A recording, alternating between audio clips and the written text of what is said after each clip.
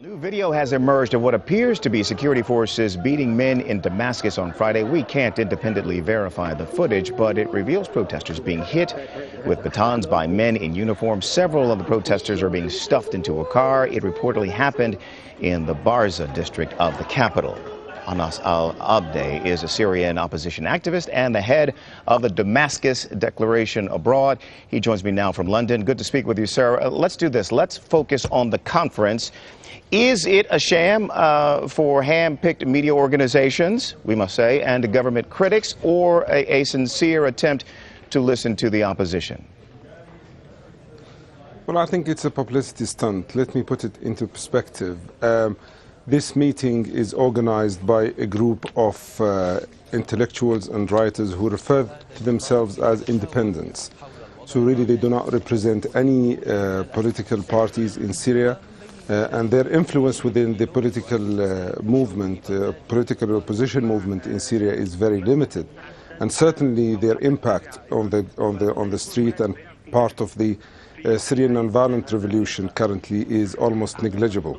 So I think this is being utilized by the regime in order to show that something positive is happening.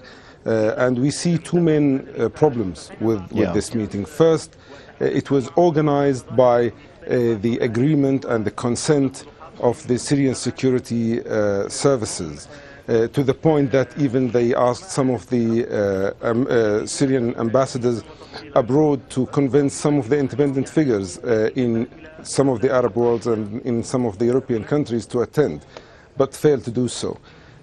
Secondly, the political ceiling of this meeting is within the framework of the Syrian regime. And this is what one of the leading participants said to the official Syrian media.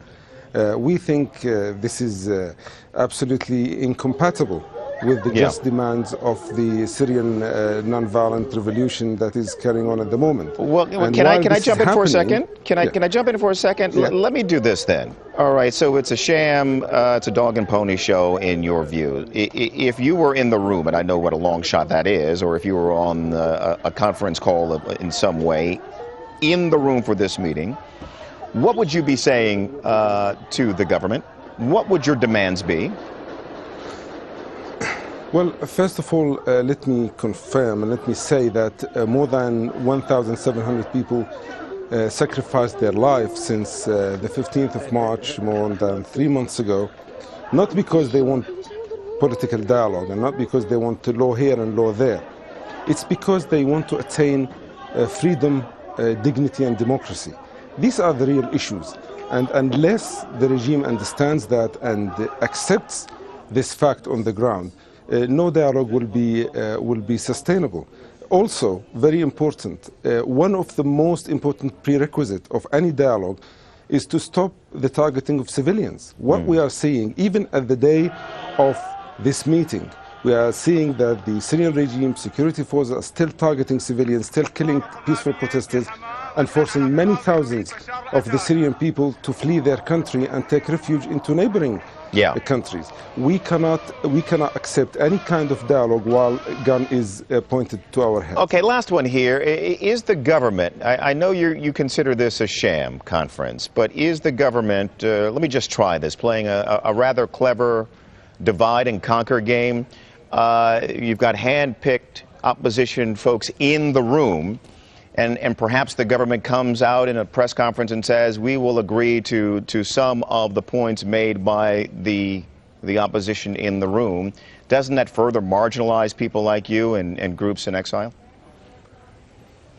Well, I represent Damascus Declaration. Damascus Declaration is inside Syria. It is in Damascus. The main leadership of Damascus Declaration is in Syria. I only represent the outside Syria.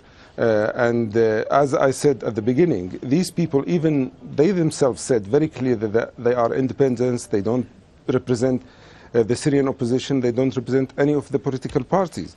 So I think, even if the regime tried to utilize this, it will not succeed, because at the end of the day, the will of the people and the will of the revolution will prevail.